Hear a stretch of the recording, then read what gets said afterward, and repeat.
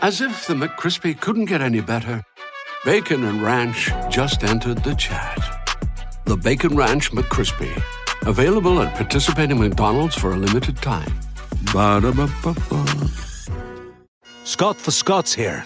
Do you hear that? Bring the mic in close. That's not how the grass should sound. There's weeds everywhere in this lawn. It's time to take action with Scott's Turf Builder Triple Action. It gets 3 jobs done at once. Kills weeds, prevents crabgrass, and feeds your lawn so it keeps growing strong. Ah, much better. Get a bag of Scott's Triple Action today. It's guaranteed, or your money back. Feed your lawn. Feed it. The Purple Mafia, with your host, Paladino Joey. Well, we'll see. The doctors would disagree, but what do they know? So let's just say that you'll pay me because it's in your interest to pay me. Is it worth it? I mean, you've won. Do you want to wipe everybody out? I don't feel I have to wipe everybody out, Tom. Just my enemy. That's all. My father taught me many things. He taught me, keep your friends close, but your enemies closer. These are wonderful things that we've achieved, and there's no limit to where we can go from here.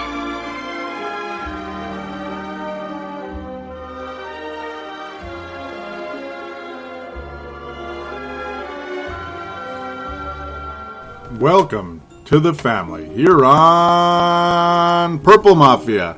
It is Monday, September the 9th, 2013. This is episode number 145 of Purple Mafia. I am your host, Paladino Joey, or Joey Awajan. Yes, sir. Purple Mafia is available on the sportstuff.com and on iTunes and Android devices. Use double twist. I thank each and every one of you always for downloading and listening to this show. Do appreciate it oh so very much. Thank you again for joining me once again. And it is time to finally talk about regular season football.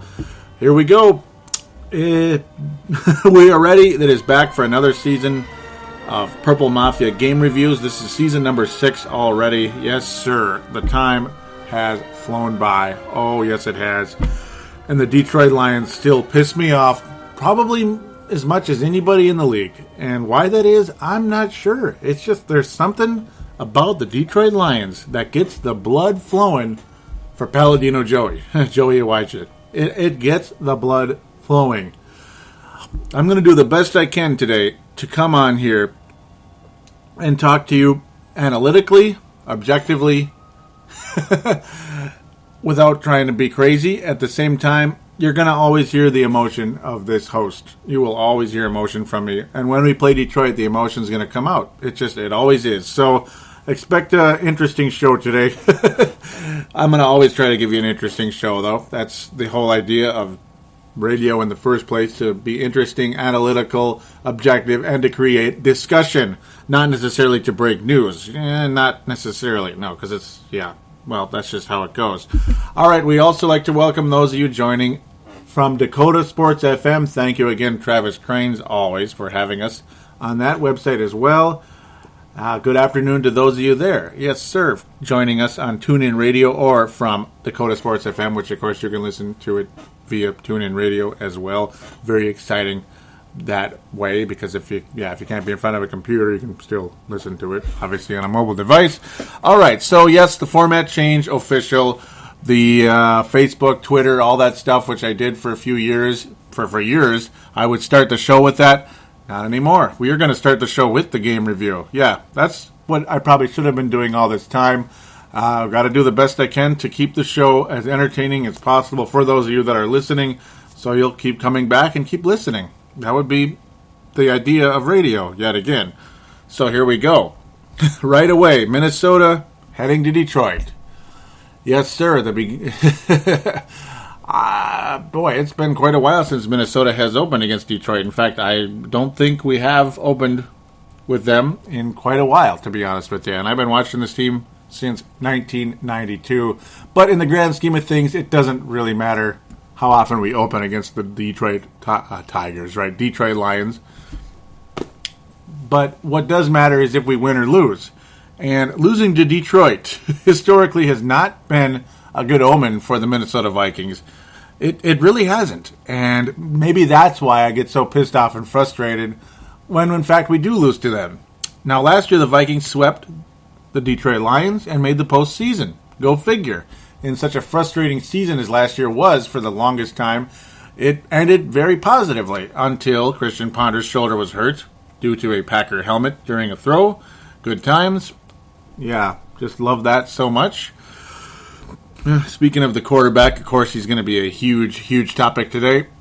How I'm going to discuss him, how I'm going to analyze him, you'll see. I've got a very, what I think is an interesting view of Christian Ponder. I'm going to be analytical of him. You may think that my views on Christian Ponder are not new. You may think that they are out there, or it doesn't matter, though. Ultimately, it's one man's opinion, and that's how that's just how radio is. So deal with it, right? It's one man's opinion. Some of you out there think Christian Ponder should get another chance and should play forever, and some of you want him to die, apparently, according to according to a tweet that went to Samantha Ponder, Samantha Steele, whatever you want to call her, on Twitter. Yeah, they basically told Samantha Steele that go McNair on him. Yeah, that's wonderful, isn't it? Go McNair on him. Now, there's two insensitivities involved in that kind of tweet. So, look at me talking about Twitter this early, but I'm just going to say this real quick, because might as well just say it right now. There's two insensitivities going on there, and you probably know what they are if you pay attention to how I'm wording this. Well, obviously, it's insensitive to tell somebody's wife to, kill him. Yeah, kill him. He sucks. Kill him. You should. Isn't that funny? But, breaking news as it happens, Steve McNair's dead. And you're making light of it? Jeez, okay. That's hilarious. Funny stuff, man. Yeah. So, there's two forms of insensitivity going on with that. I'm not one of those guys that gets easily offended and is all sensitive about everything, but at the same time, that's a little bit wishy-washy. That's a little bit retarded. There we go. All right, so got that out of the way. Glad I was able to do that for you. I was glad I was able to bring an opinion on that topic for you.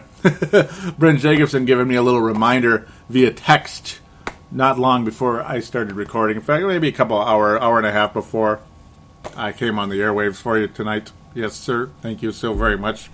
Brent, always. Love you. Love Brent Jacobson. How can you not? There were no call-ins today, by the way. But the phone line is 209-736-7877. 209-736-7877. Always encourage you to call in. But if there's no calls today, that's fine. I can just get on with the show. Vikings again heading into Detroit, and it was not the best game in the world for the Vikings, was it? Boy, it's one of those where do I begin type of game reviews. Can I call this an unreviewable game? Well, sometimes I can. Today, there's a lot. Sometimes when I say it's unreviewable, it's kind of like in a word of there's so much BS involved in the game that it's unreviewable. In a way, you could say that about this one, but at the same time, there's a lot of stuff to analyze about this game. And some of my greatest fears came to light because, the whole talk about preseason doesn't mean anything. Preseason doesn't mean anything.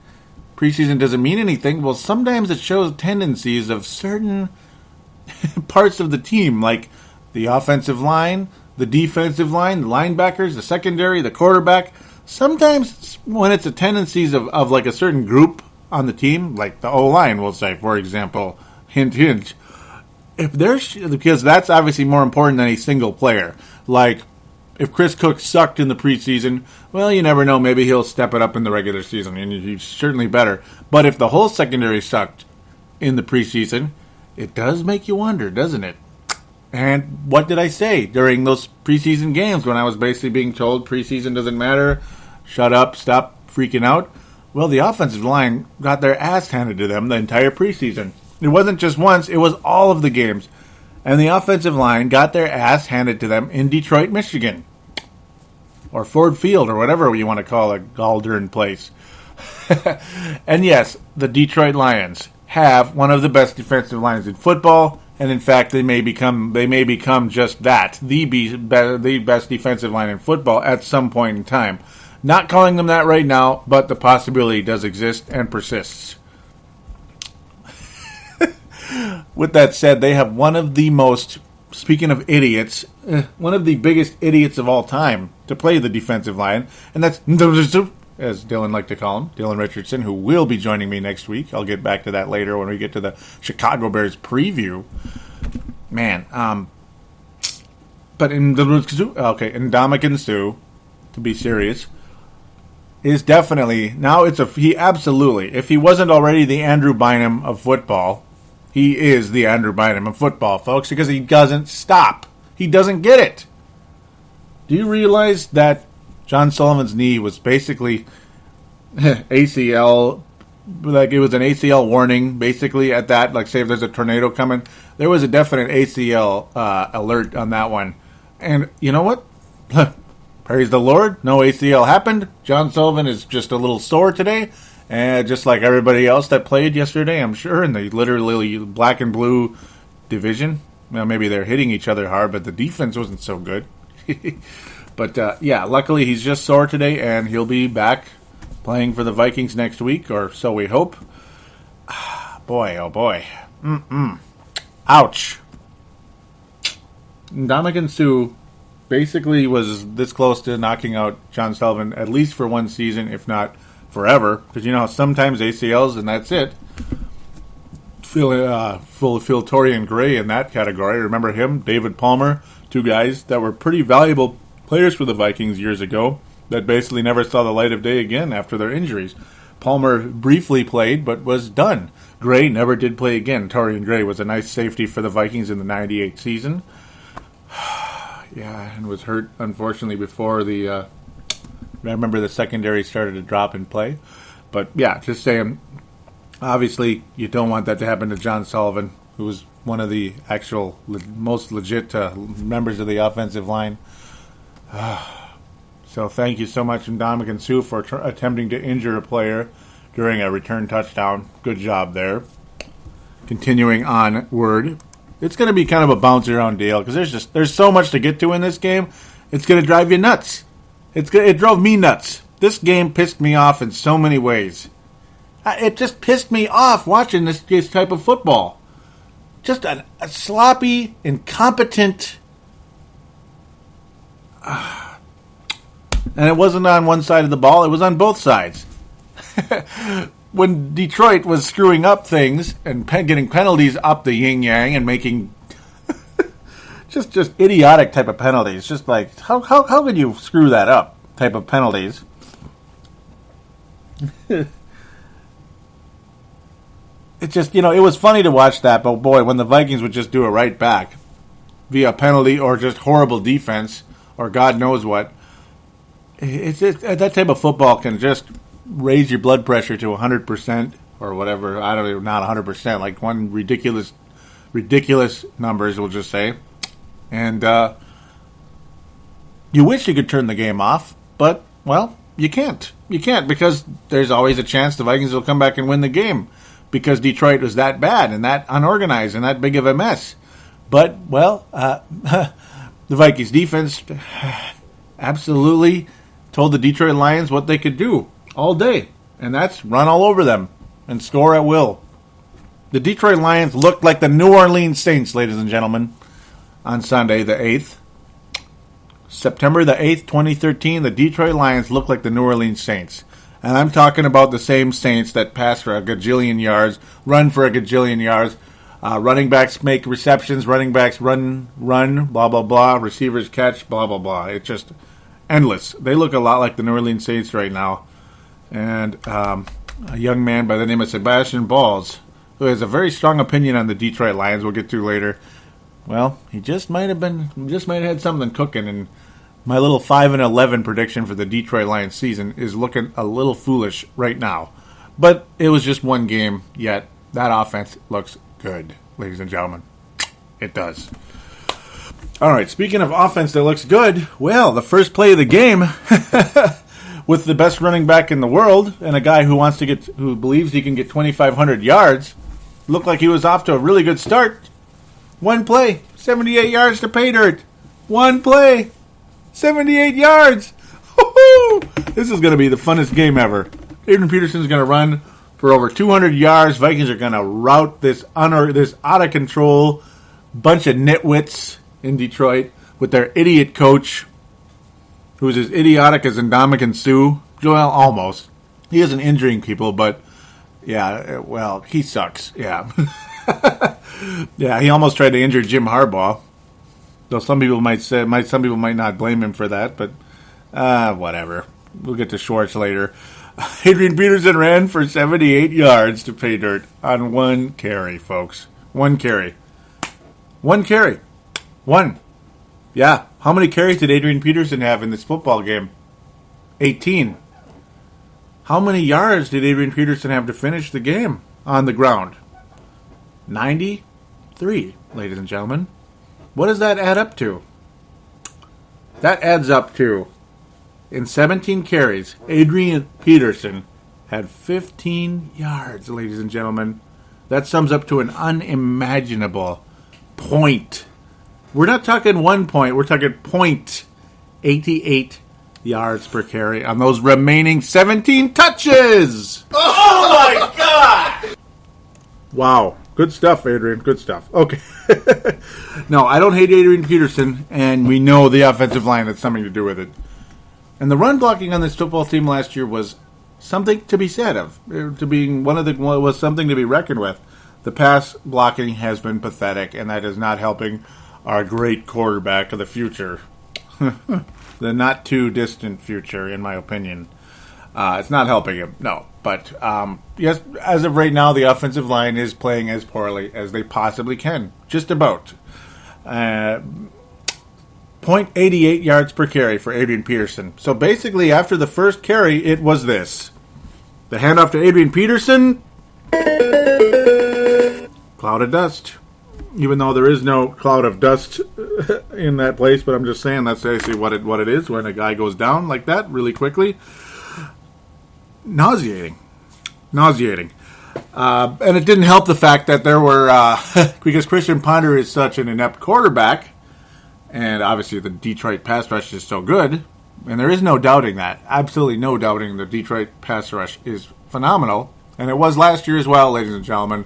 Don't forget that it was. Even though they were a 4-12 team, they have a great pass rush, and like I said, it's the backbone of the team. Without a doubt it is. When Ndamukong Suh has his head on straight, which is sometimes, I guess. The point, though, is the statistic that was brought to my attention during this afternoon was the percentage of times that Detroit, we'll start with this first, that NFL teams have 8 men in the box on plays in general.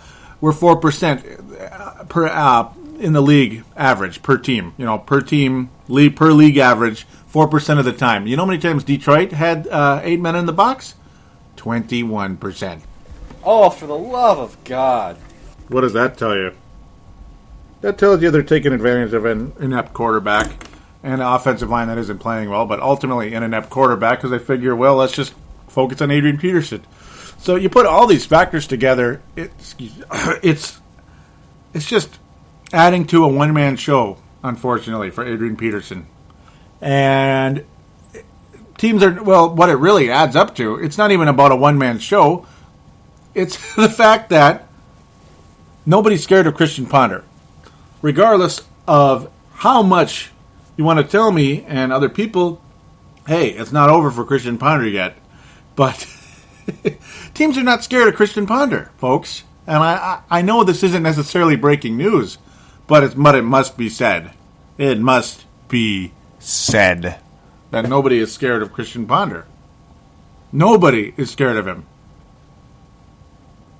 Nobody is scared of Christian Ponder whatsoever, regardless if Greg Jennings has been added to this offense.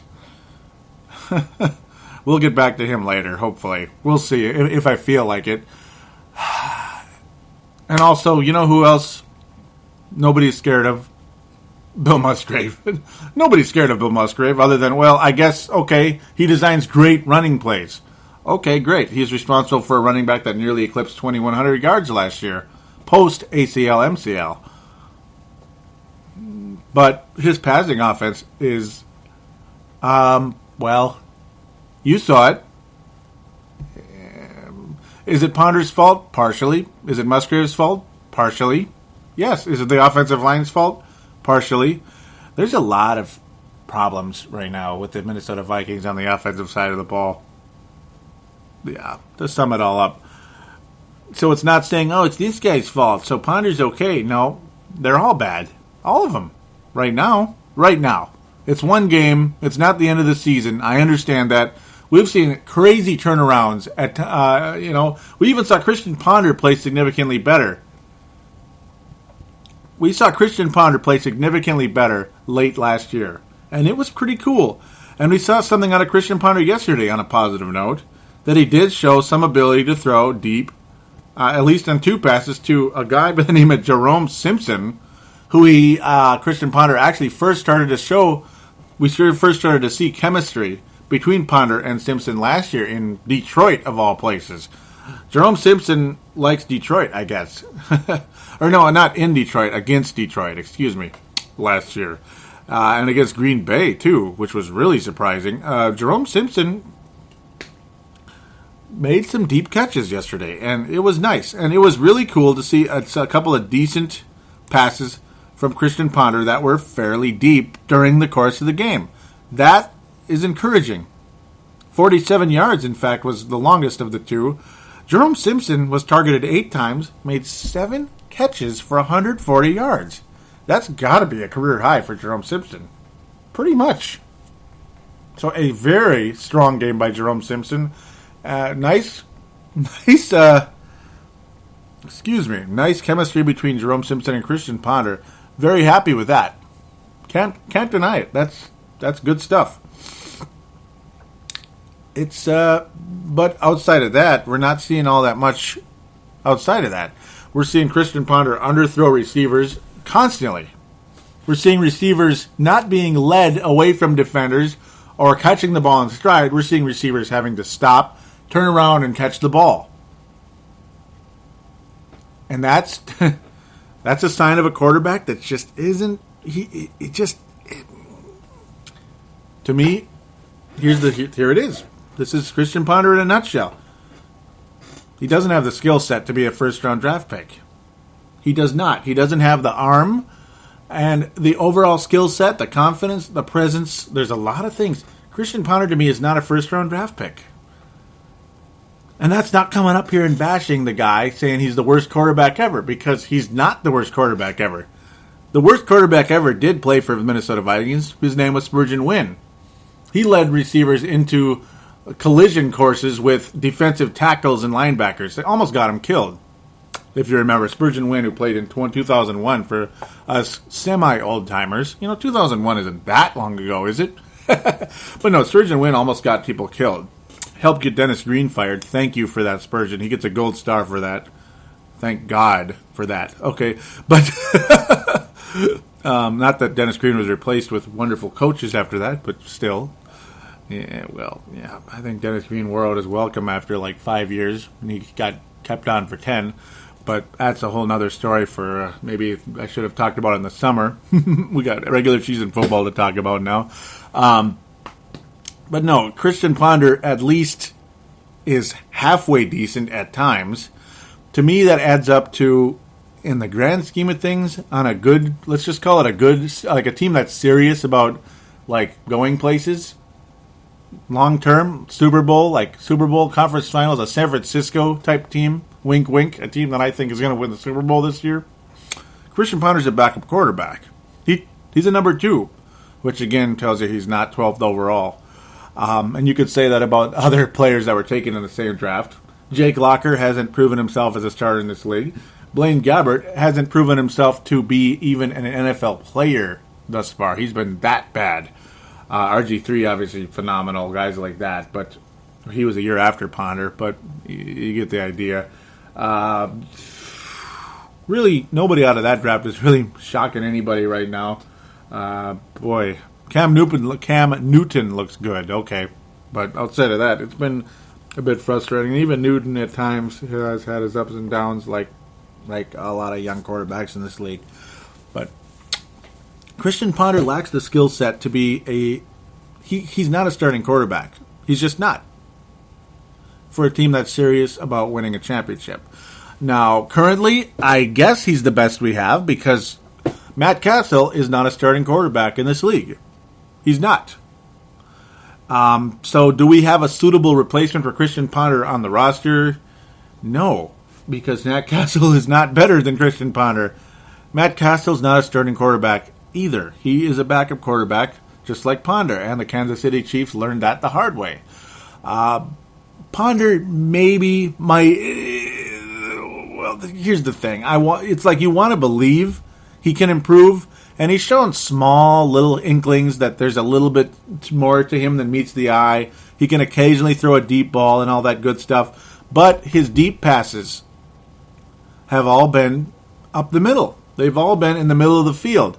None of them are wide deep. And a lot of the great quarterbacks are more than capable of doing that. And Christian Ponder, on that interception that he threw, the really, really bad one, I think you guys know which one I'm talking about. The first one you could call unearned. The one time that Jerome Simpson was targeted and didn't catch it, well, he kind of went Kadre Ishmael on it and tipped it up in the air and was intercepted. So in a lot of ways, Christian Ponder has an unearned interception out of that. And the final one was late in the game. It was kind of we're trying to score, but whatever, it's intercepted. Screw it. There was the second one, the one about the midpoint of the game, when Christian Ponder, what the hell, ran right and was throwing left with his right hand. It's just like, what? It just wasn't going to happen. Or actually, he ran left. He ran left and then kind of fluttered it up in the air. Complete lack of arm strength by the guy. And the ball may have been tipped slightly, but either way, it was a terrible decision. All Christian had to do was throw the ball away. For a guy that already lacks confidence and constantly is like just freaking out in the pocket and has to have happy feet all the time, to make a play like that, like as if it's Brett Favre going for the glory against like Greg Lewis or whoever, to make a throw like that didn't make any sense at all.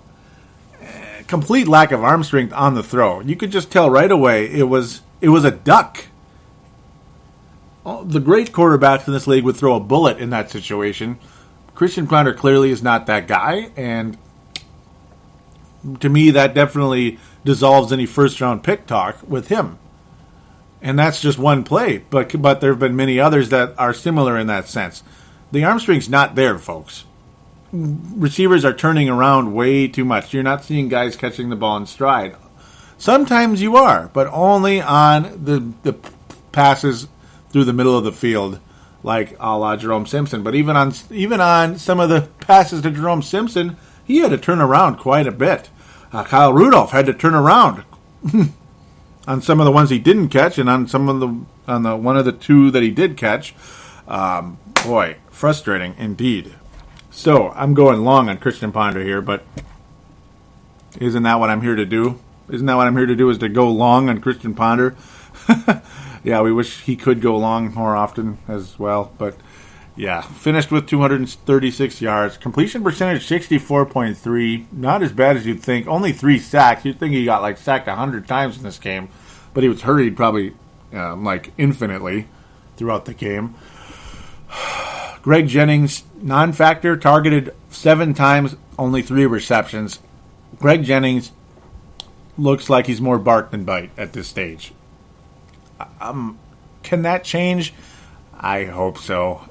I don't know, man. Greg Jennings, to me, I was really kind of skeptical.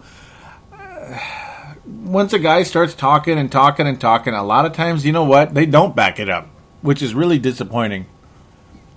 Greg Jennings had some nice seasons in the Brett Favre era and even in the Aaron Rodgers. I almost called him Aaron Brooks. The Aaron Rodgers era, especially in 2010 when they won the Super Bowl. But really, since then, Greg Jennings hasn't been all that hot. Really hasn't been all that hot.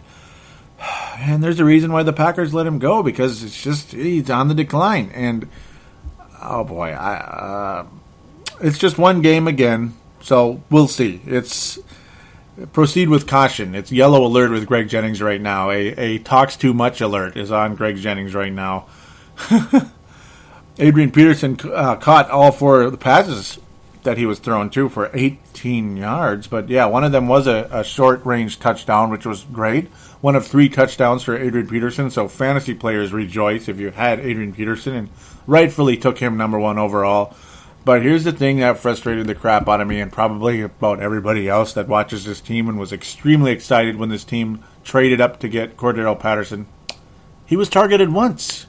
He was targeted once in this game, ladies and gentlemen.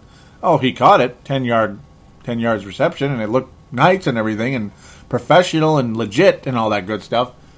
But that's it. That's the only time he was targeted the whole game, and that leads to the elephant in the room. The passing offense in general via Bill Musgrave. The Musgrave misery. Yes. Constipated, uncreative, stubborn. Miles behind what you would call a football genius like a Jim Harbaugh. When Jim Harbaugh made the change from Alex Smith to Colin Kaepernick. He changed the whole offense. And Colin Kaepernick looked awesome. It went from like West Coast to spread. Colin Kaepernick the offense adjusted to Colin Kaepernick, and the 49ers went to the Super Bowl and just about won it. Rightfully so, just about won it. Vikings bring in Joe Webb. They don't change the offense at all. Joe Webb struggles, and well, it was a worthless football game that should never even been played. The Vikings might as well have forfeited it. Bill Musgrave, man. It's the classic cliche football fan frustration. Starting quarterback, offensive coordinator. Most hated men in town if you're a football fan most of the time, and it's no different for the Minnesota Vikings this year. Oh, I mean, it's an absolute classic hate battle going on against Christian Potter and Musgrave, and I'm not mad at anybody for wanting both of them out of here. I'm not mad. I'm not officially calling for their head. Well, maybe Musgrave, actually, I wouldn't mind at all if he was replaced right now. Christian Ponder, right now, you can't replace him. That's the crappy part. You just can't. Musgrave, well, you probably can't either, but maybe. Maybe you can. Maybe you can hire I don't even know. Oh. Where is he? Why can't we bring him back, right? Why can't we bring back the former Ravens coach and the former offensive coordinator for the Minnesota Vikings back in 98? Oh. And that man, of course, being Brian Billick. I mean, yeah, wouldn't that be nice if we could bring him back? But, well, okay, dream on, right? Bill Musgrave. What more is there to say that hasn't already been said? Yeah, he's frustrating and uncreative, and that's just about it. We'll just move on from Bill Musgrave for the time being. We'll probably complain about him as the year moves on. The offensive line was beaten frequently throughout the game, just all over the place. Offensive line destroyed over and over again by, yes, a legit defensive line of the Detroit Lions. Oh, and I warned constantly about it during the preseason that, boy, this offensive line doesn't look good. The starters don't look good, and the backups look awful. And yes, the backups are being beaten by second-string defensive players as well. So the backups look awful. So again, I guess those guys can't be replaced either. And a lot of the issues right now are centering around Matt Khalil, elite top pick of the Vikings last year, 3rd overall pick.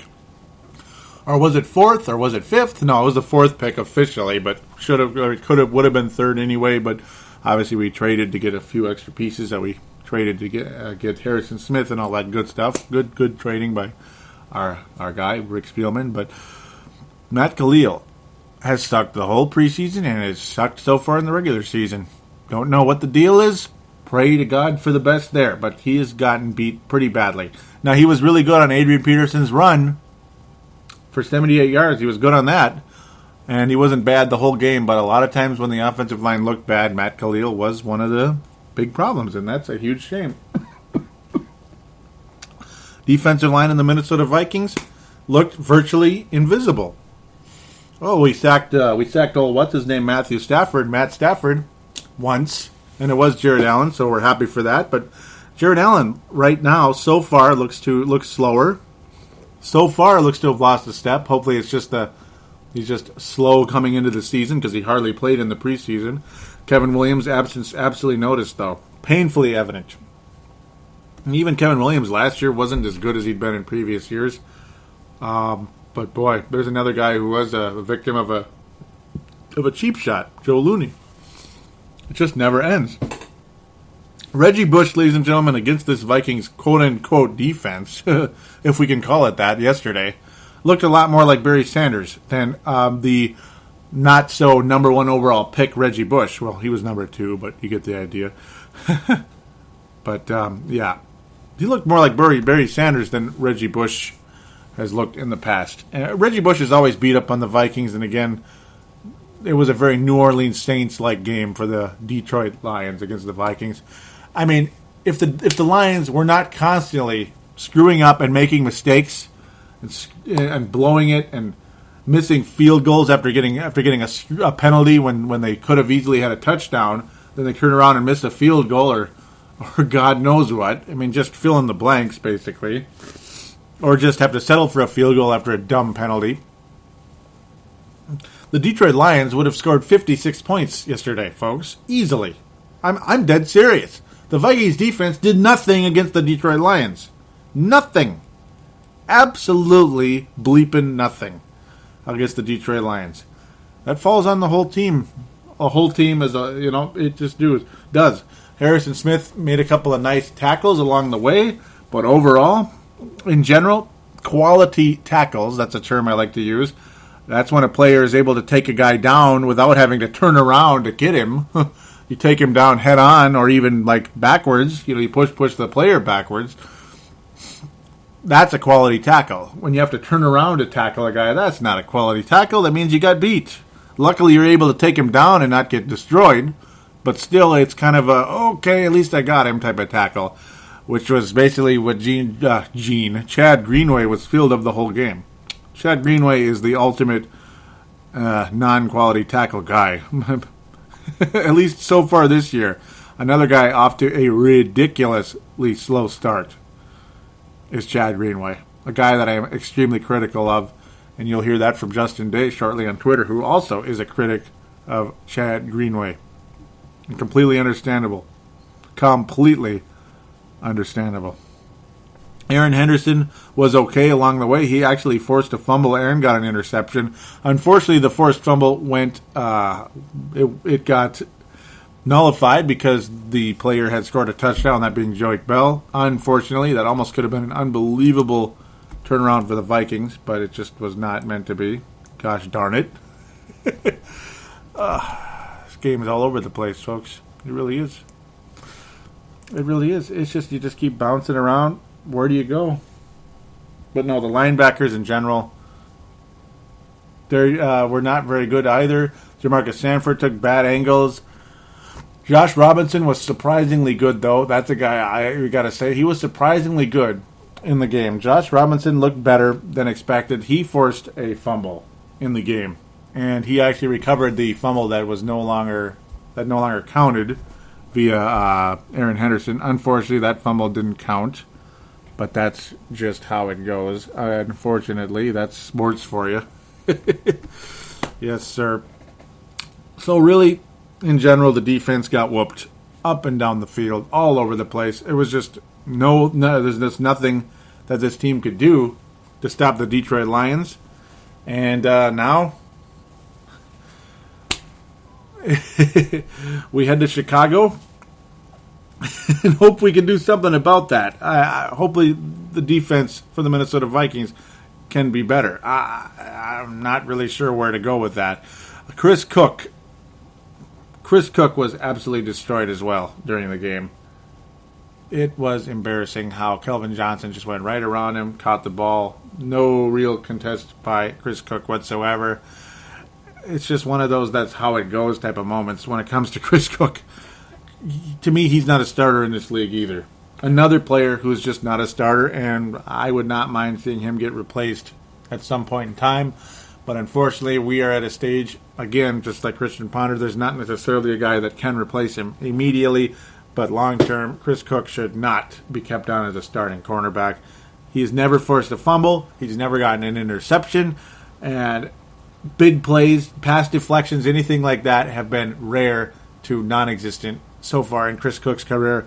The highlight of Chris Cook's career has been a domestic dispute, and he lost playing time. Oh, and by the way, he got injured twice as well in his rookie year before the domestic dispute. Whatever.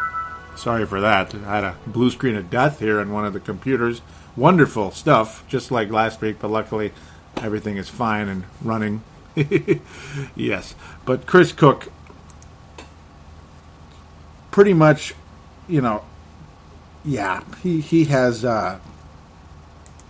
no future in this league if you really want to be serious, about getting anywhere. Honestly, I don't think Chris Cook is a serious player in this league. No pass deflections?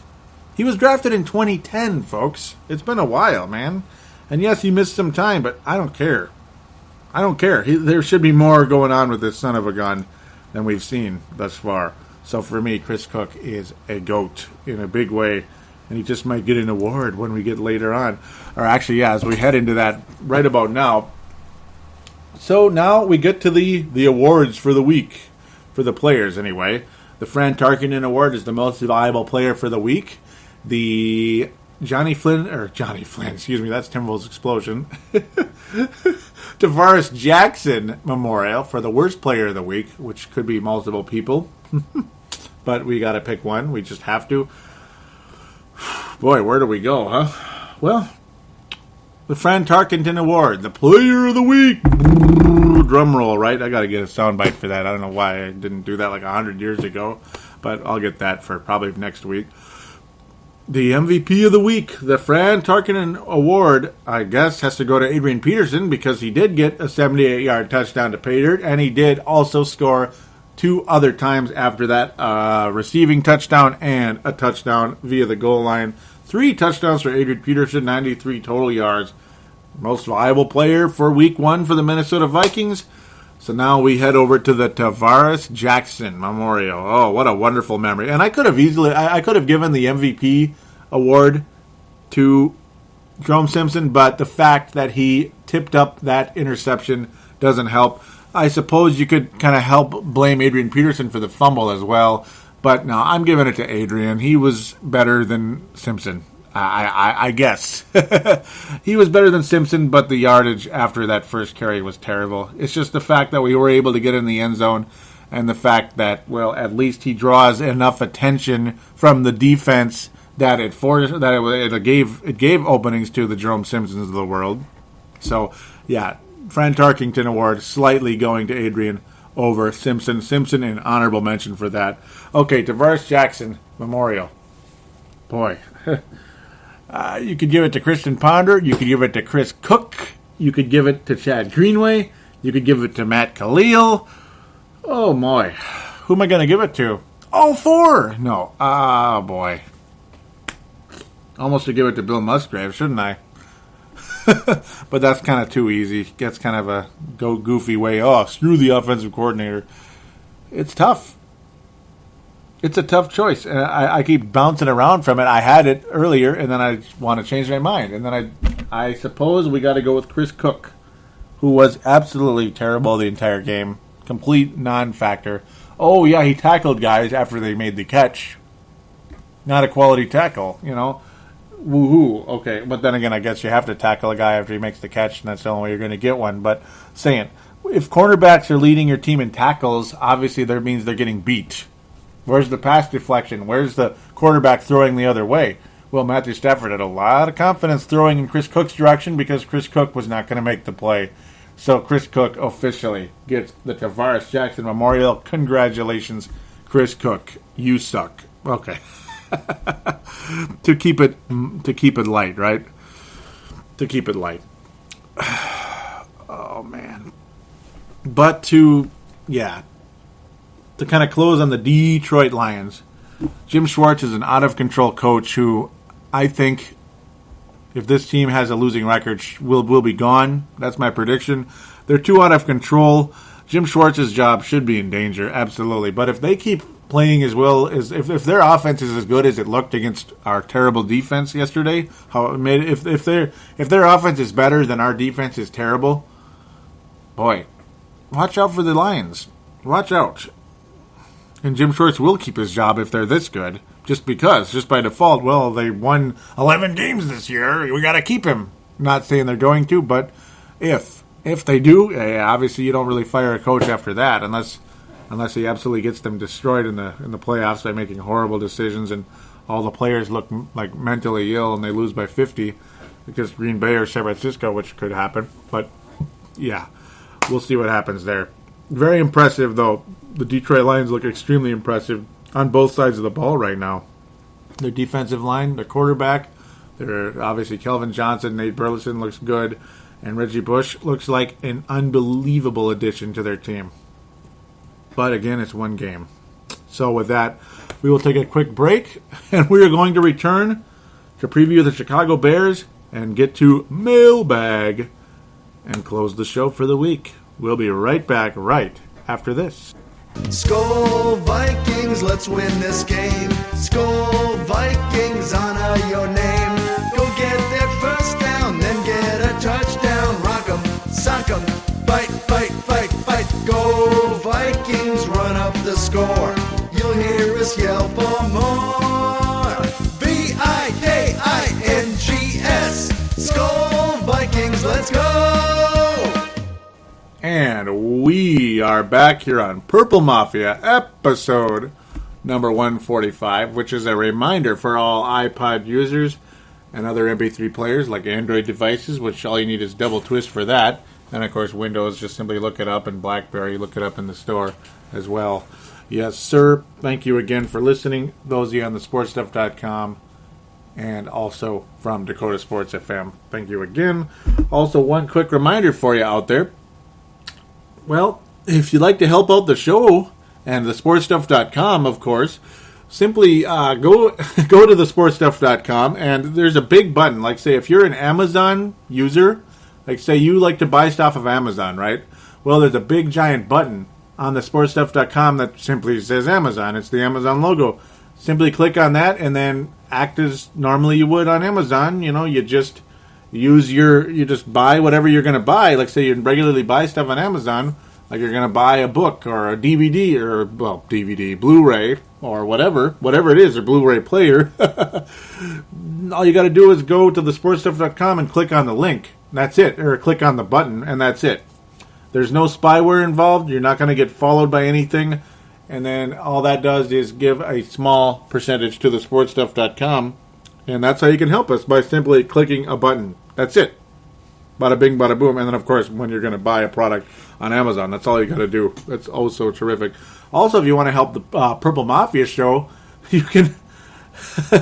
well, you can, if you could rate a review on iTunes, it would be greatly appreciated. If you really like the show and wanted to improve, wanted to get more positive recognition, simply go on to iTunes, give it a positive rating, tell us what you like about it. Would be terrific when you write the review. But sometimes all you got to do is click the 5 stars or whatever it is, 4 stars or 3.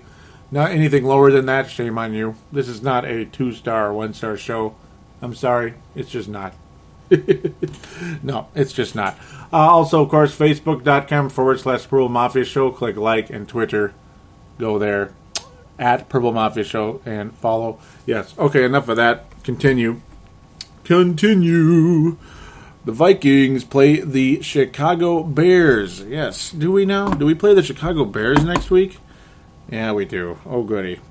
And who cares? The Bears suck. Vikings are going to win. Okay, I'm just kidding. I don't know what's going to happen. Okay, I kind of have a good idea what's going to happen, and I don't know if you're going to like it or not, but that's just the way it goes. It's in Chicago. Yeah, it's in Soldier Field.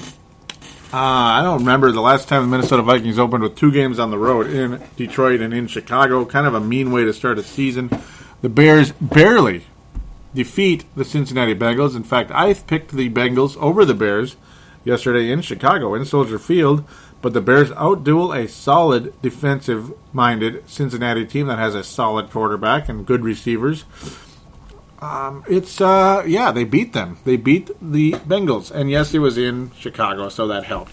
Andy Dalton and Jay Cutler, very similar games, but Andy Dalton, you could definitely argue, outplayed Jay Cutler, except for the second interception that Dalton threw in the game. I mean, almost 80% completion percentage, nearly 300 yards, 2 touchdowns, 2 interceptions, only 1 sack in the entire game.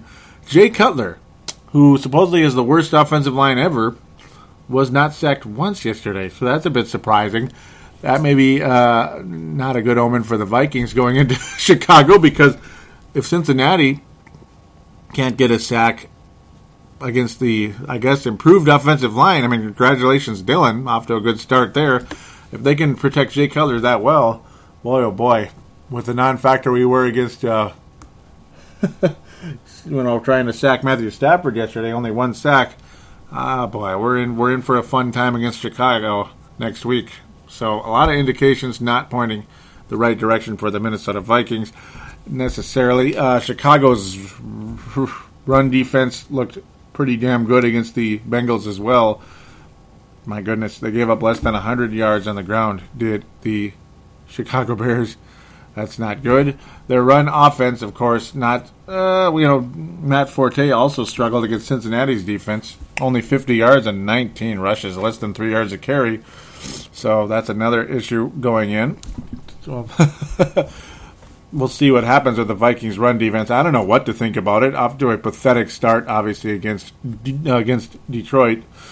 Both passing offenses, of course, looked very good. Brandon Marshall got 8 receptions. A.J. Green also with 9 receptions yesterday for Cincinnati. So, oh goody. Doesn't look good for the Vikings because Christian Ponder, despite... They could have the worst pass defense in the world, but... they could have the worst pass defense in the world, could the Chicago Bears, and Christian Ponder would still struggle. He would. Remember how Indianapolis had supposedly a bad pass defense, and this team had a bad pass defense, and that team had a bad pass defense, and Ponder would get 103 yards and no touchdowns. That's basically what happened last year. Is there any reason to think otherwise going into Chicago? No. Peanut Tillman looks phenomenal. He got both interceptions yesterday. He also knocked down 2 passes. That's just his thing, isn't it? It's his thing. Awesome, awesome game for Peanut Tillman, the veteran. Boy, Vikings, I really wish they could call up Antoine Winfield right now. I think the possibility does exist, though surprisingly, Josh Robinson, who's definitely been under fire from everybody, after having a poor preseason, a lot of warning signs going into the regular season that this is going to be an ugly year for the Vikings in the secondary. Josh Robinson slightly overachieved yesterday going in. Not sure what he's going to do against the Chicago team, though. I mean, and it's tough. I mean, it's just one regular season game to judge the Chicago Bears going in. But the Vikings basically never beat the Bears in Chicago. It's once in a while, and it's a phenomenon when they do. It's usually when the Vikings are having a great season and the Bears are just lousy and terrible. But ultimately, the 98 Vikings were a phenomenal team. The 2009 Vikings couldn't even win in Chicago, and the Bears were pretty weak that year. Vikings never play well in Chicago. Basically never. The only good part about it is at least it's not later in the year. The Vikings tend to go to Chicago later in the year and they just die, because it's very cold there, very windy. The Bears are, I guess, more used to it than we are, and they took advantage of it and defeated the Minnesota Vikings on a regular basis in November, December. Again, luckily this is mid-September, early to mid-September going into Chicago. Still very summer-like, so not much of an issue from the weather going in, I don't think, anyway. I don't think, barring some type of crazy ice age going on in Chicago, but boy, I'm not real confident going into this one. Kind of surprised that a semi-sloppy team of Chicago could be 2-0 going into the year. That would pretty much cement them in first place unless Detroit can win again next week. Boy, oh boy. So, and generally in the past, I would do a NFC North roundup, and I guess I'm kind of doing it already in a way. It's kind of by default. I'll just briefly talk about the Packers after this. just to wrap that up before I get to the mailbag, NFC North Roundup is generally around the time of the preview going into the Chicago Bears game, or next week's game. But boy, it's tough to judge in general. The Bears are not a great team, and everybody knows that. I picked them to go 8-8. Dylan Richardson picked them to go 9-7, and he's a Bears fan from Northern California, but a Bears fan. Well, just on paper, it looks like the offensive line has improved dramatically. The two young rookies are off to a good start. Certainly didn't give up a sack to an impressive Cincinnati defensive-minded coach and all that good stuff. It doesn't bode well for a Vikings win. And, of course, yes, the Vikings just never win in Chicago. Jay Cutler generally plays pretty well against the Minnesota Vikings. He generally does, and the Bears tend to just pull off victories against the Vikings in Chicago. Brandon Marshall against Chris Cook, I don't like it. Brandon Marshall against Xavier Rhodes. Rhodes had a pretty kind of a meh penalty yesterday as well. Xavier Rhodes is just going into his second game. Don't like the matchup with any of the Vikings secondary, and I mean any of them against Brandon Marshall, with maybe a slight exception to Harrison Smith. And Harrison Smith is a safety. He's not necessarily going to be on Marshall one-on-one, though he may be called on a double team, and I wouldn't be too surprised with that. Martellus Bennett had an okay game yesterday as well for the Bears, and a solid start for him coming into the season, a second-round pick years ago in 2008. For some reason, I thought he was newer than that, but apparently not. Brandon Marshall, though, and Jay Cutler. I mean, Brandon Marshall is the kind of guy that's going to get 1 million receptions. No matter who he plays against, he's going to get 1 million receptions. It doesn't matter if it's Baltimore in their prime or Arizona in their slime. When they just gave up everything. It's all adding up to another. I don't think the Chicago Bears are going to run all over the Vikings like the Detroit Lions did, but they're going to score against the Vikings. And Christian Ponder going against this good Chicago Bears defense. Not great, but good Chicago Bears defense. You have Julius Peppers, who's phenomenal. Charles Tillman, Chuck Tillman, Peanut Tillman, Lance Briggs. All these wonderful players on Chicago. Of course, the linebacker is gone. That guy, Brian Urlacher, is gone. So that's one slight, obviously, difference in last year. And not that Urlacher was really as much of a factor last year as he's been in the past. But if the Vikings go into Chicago and win, I will be very, very surprised. With how poor the Vikings played against Detroit, and generally how the Vikings just don't get it done in Chicago for whatever reason. They just don't. It's just not a winning environment for the Vikings historically, unless it's 98 when the Bears were one of the worst defenses of all time. Just terrible. No quarterback, no running back, nothing. And the Vikings had the best offense ever. Period. Ever. The Vikings tore apart that Bears team. But this is a halfway decent Bears team playing at home that plays extremely well at home all the time, even when they're not very good. And the Vikings just do not impress me right now. Christian Ponder going against Peanut Tillman scares the crap out of me. Greg Jennings and Peanut Tillman sounds like a win for the Bears again. The way Jennings was basically invisible yesterday. It takes Ponder time to get chemistry with receivers, as we noticed last year with Jerome Simpson. Though I don't even know where to go with that. I should just shut up there. Almost like a bad take there, but Jerome Simpson, whatever. Anyway, right? But if the Vikings are to win in Chicago, we're going to need to see Cordell Patterson have a coming out party. And obviously, Adrian Peterson is going to have to be dramatically better against the Bears. And of course, the freaking offensive line is going to have to do a 180 going into this game. They are going to have to play one of the best games they played in quite a while if the Vikings are to go into Chicago and win. And that's obviously protect Ponder enough that he can make a play. Maybe possibly hit a Greg Jennings, a Jerome Simpson, or, my goodness, a Cordell Patterson. How wonderful would that be? And one other question, where's Jarius Wright? Yeah, exactly, right? Though I believe he's hurt, though. Excuse me. But still, just saying, yeah, we could use Jarius Wright in there as well. Would be nice if he's available. But ultimately, it's all about certain players need to do a 180. Can Chris Cook surprise somebody and not deflect a pass for the first time in his career? Force a fumble. Okay, he's deflected passes, excuse me. Force a fumble for the first time in his career. Force a turnover of some kind. Wouldn't that be something if Chris Cook were to do that? It's going to take something like that. It's going to take something like that. You're going to need to fluster Jay Cutler and get him to freak out and make mistakes. You're going to need that. It's going to have to be that way. And obviously the offensive line is going to have to be way better, which would mean Adrian Peterson would have a huge game.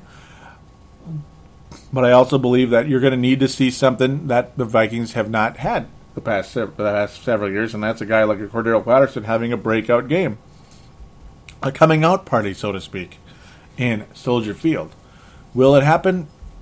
Right now, I say probably not. So that would add up to we'll say a 21-14 victory for the Chicago Bears in a kind of meh type of game. You know, a kind of another sloppy type of game where the Bears offense won't be as impressive as Detroit's, but it will be kind of a sloppy black and blue division type of game where a guy like Brian Marshall is going to get 8 to 10 receptions, and he'll find his way in the end zone at least once, maybe twice, unfortunately, and we'll just go from there and hope to God there isn't a pick six. But I'm going to say there won't be a pick six, but expect at least one interception from Christian Ponder, just because I think the interceptions are going to start to be more frequent for this young man. Yeah, remember last year he didn't throw one for a while, and then they started happening. I think the interception total is going to be real high this year, folks, for Christian Ponder. We're talking 20 plus. And again, that sucks.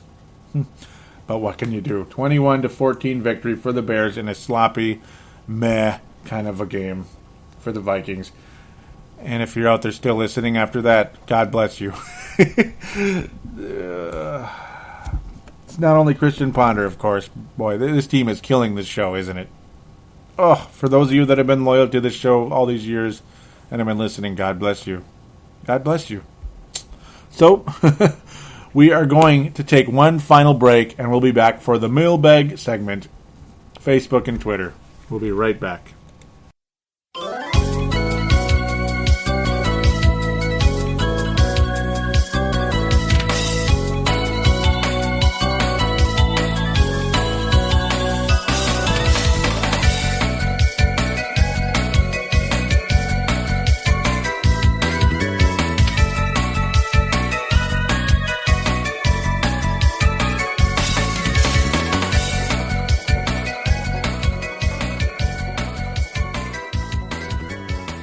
And we are back for the final segment of Purple Mafia. Yes, sir. Again, one final reminder. This is episode number 145 for those of you listening on a device with no screen or you don't feel like looking. Yeah.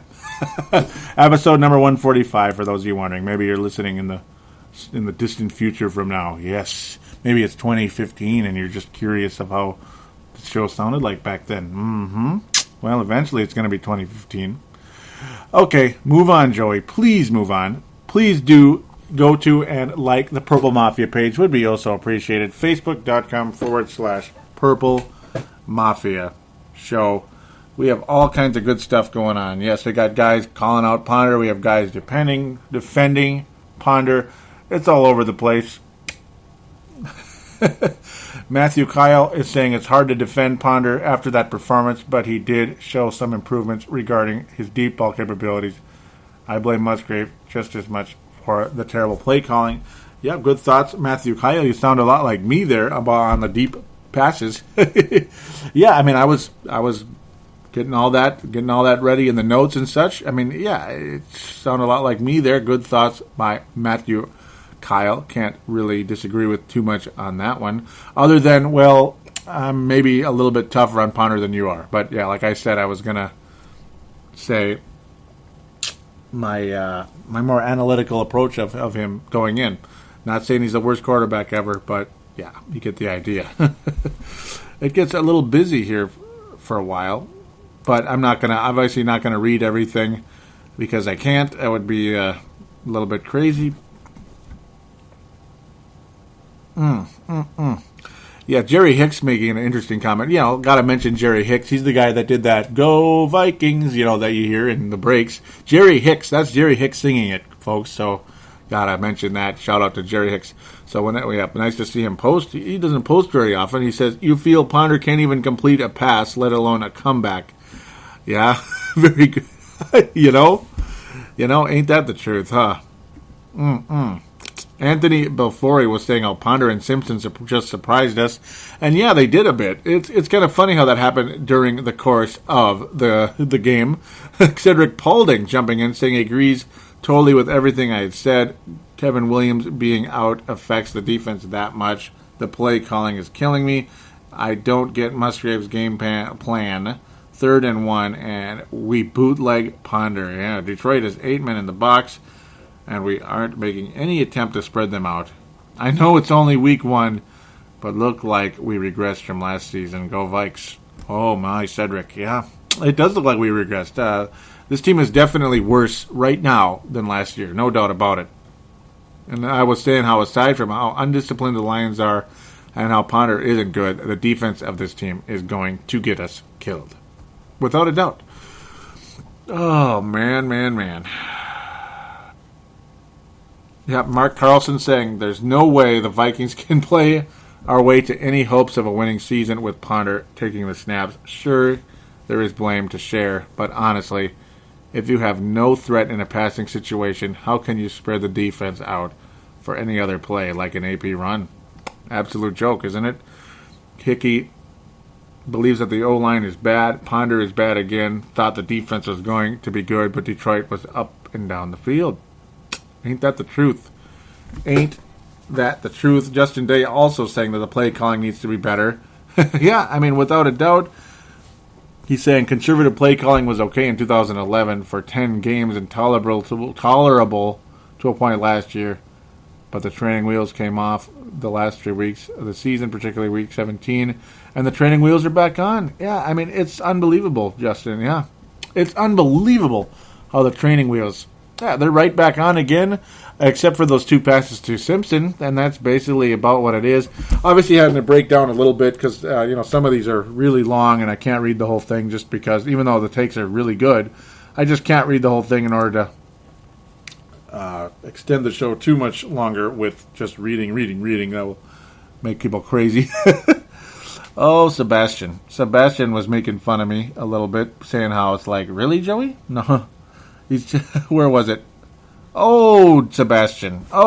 He said he changed his predictions he sent out earlier. Week 1, Lions 17, Vikings 24th. Vikings, man, he changed his predictions.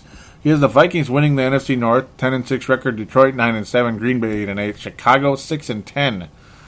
Okay, so Sebastian did change his predictions, but I believe that was after the game. No, that was before the game. Before the game, he had a very harsh. Okay, I'll just leave it as this. Sebastian had a very harsh thought of the Vikings and finishing in last place, in Detroit making it to the Super Bowl, which is a bit crazy, but okay, I won't say it's crazy. With the way that offense looks, Sebastian looks actually pretty smart with that prediction. Oh, man. Man. Mark Carlson, I know there was one here. Yes, he says, saying how he was excited getting the kickoff ready. I'll leave that one for now. Oh, my. Man, I wish Tony Coleman saying the darker colors on the Lions. Yes, here we go. Interesting take here. It's a little bit separate type of take. New uniforms look like sweat stains. Poor design? I think so. Yeah, I think so too. I was talking to Paul Tuniverse Caniff, who was in attendance with me watching the game yesterday. I was in attendance at his place, I guess you could say, but, getting all the notes and everything while watching. Yeah, what the hell? It looked like sweat. It did. A good take there, Tony. Yep, Tony also saying he has no faith in Christian Ponder. Here we go. Very good takes here by Mark Carlson, saying I'm still suffering from the rugged loss yesterday to the Lions. It was tough to take. Putting some ice on my nerves today. And speaking of injuries, Joey, I'm looking forward to the next show. Yes, sir. Yes, sir. Thank you for that updated injury list. Well, right now, it just kind of is what it is, I guess you could say. The injury list, yeah, it's, Sullivan will probably play. what's his name? Kevin Williams is still kind of up in the air. That's kind of where the injury list is with the Vikings right now at the time being. But being this is a podcast, it's, stuff can change at any notice. So apologize if you're like out there saying, what's he talking about? Well, that's how it goes. Switch over to the Twitter very briefly, at Purple Mafia Show. Yes, that's all you got to do. Go on to Twitter, look up at Purple Mafia Show, and follow. Would be very, very appreciated. So we got to look at some of them. Justin Day and others on here trying to pick out some good ones here. Of course, Chris saying got Reggie. Yeah, that's about it. They got Reggie all right, don't they? Oh, they sure do. Here we go. Justin in Rochester at J-Day. Here we go. As I've said to Purple Mafia Show, yep, that being me, of course, Chad Greenway is so overrated. Yes. We're going to give a gold star. There it is. I knew I wanted to give it to Justin, and there it is. Gold star, Justin Day. Gold star, Justin Day. You have been on fire of late, my friend. Yes, sir. And I love it. Good job, Justin. Yes, sir. Sliding up very briefly. Antonio Fett at Antonio Fett saying, I see this team going 0-2. The Vikings secondary is in deep trouble. The quarterback coach should be considering Pounder's future. I agree, Anthony, that the Vikings are going to go 0-2, and that sucks. The secondary looks invisible, except for Harrison Smith making some hits. I mean, Jamarcus Stanford kind of back to his old habits, taking bad angles. Didn't exactly do his classic fumble forcing like he did last year. Led the team in forced fumbles last year. 4 forced fumbles from Jamarcus Stanford felt like 1,000. It really did, because the guy did nothing before that. This is a secondary that does not force turnovers, and they certainly didn't really do all too much of that yesterday. They did. It's just been a huge frustration for years with the Vikings. Secondary now. I mean, I don't even want to go over it much anymore. They did get 1 interception yesterday, which we deeply appreciate. That's the only good thing, really, with the Vikings defense. Oh, they forced 1 turnover. That was Aaron Henderson, of course, who I thought played fairly well. I think he was the best linebacker yesterday. You guys can slap me around all you want and disagree all you want, but that's, again, one man's opinion, and that's why we do a show. D. Fry, hopefully you keep listening. Hopefully you're listening. Hopefully, keep in contact, D. Fry. Keep keep mentioning cool friend of Anthony. And he's a Bears fan, so, and Bears fans are welcome to comment all you want. Dylan Richardson is a Bears fan, and, yes, I'll be getting back to that in 3 seconds. He simply says, bring back Culpepper. That's a borderline gold star right there. I almost had to give that a silver star. Oh, well, hey, there it is. There's the replacement for Ponder. And then everybody would be going crazy about that within 5 minutes. But, well, we'll leave that as is. Thank you for that, D-Fry. Love that. Thank you for that, D-Fry. Yes, thank you. Shout-outs to 2 quick shout-outs. Anthony from LA and Dan Taylor. Where are you guys? I missed you. Oh, legends to Purple Mafia. I did contact Anthony from LA today. Busy guy, of course, just like me as well. Very, busy guy. Just giving you a shout out. Missed you. Hope to hear from you on the show soon. And Dan Taylor from the UK, man. One of the great posters of all time. Matt Emer, too, out of the UK. Man, missed you guys. Haven't heard from those guys in months on the Purple Mafia show. Hope to hear from you soon. Just thought I'd give those shout-outs to those 3 guys. Speaking of shout-outs, Dylan Richardson. Yes, sir. Shout-out to Dylan Richardson. He will be on episode number 146 to review the Vikings and Bears game. Dylan on the last show was saying he wants to be on again. It's very soon, and he will be on very soon. Very soon. I almost could have had him on today to preview the Bears game, but it's like, it's probably better to do the review, and at this point, and on such short notice, I didn't want to just be like, hey, Dylan, you want to come on tonight? Because I feel, it's Monday night, got to get this show out, Monday night, Tuesday afternoon, whatever you want to call it, got to get the show out, and Tuesday afternoon, I'm just kidding, Tuesday morning, whatever, got to get the show out, and so we'll definitely have Dylan on post Chicago Bears a week from now. Will be very cool. So then again, if you liked hearing me and Dylan on the season preview, you'll like hearing me and Dylan reviewing a football game probably just as much. It'll be terrific. Those of you out there, hey, still listen to the season preview. A lot of you have not listened to it yet. Hint, hint. Do check it out. It would be appreciated. Do check out thesportstuff.com, Dakota Sports FM. Oh, thank you so much, both of you, for having us. Of course, thesportstuff.com, the flagship website. Do join the TSS Boards Facebook page as well, if you could.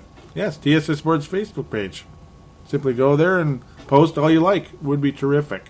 So thank you again, everybody, for listening. As mentioned before, Chicago 21-14. Chicago 21-14 over Minnesota in a meh type of football game. Aren't you excited? But then hopefully the tide will start turning when the Vikings come home to play the Cleveland Browns. But we'll get to that when we get to it, because it's just not time yet. So everybody, do enjoy this week. It's going to cool down a bit. Hopefully not too much for some of you out there in the next couple of days. Thanks again, everyone, for listening. We'll be back sooner rather than later.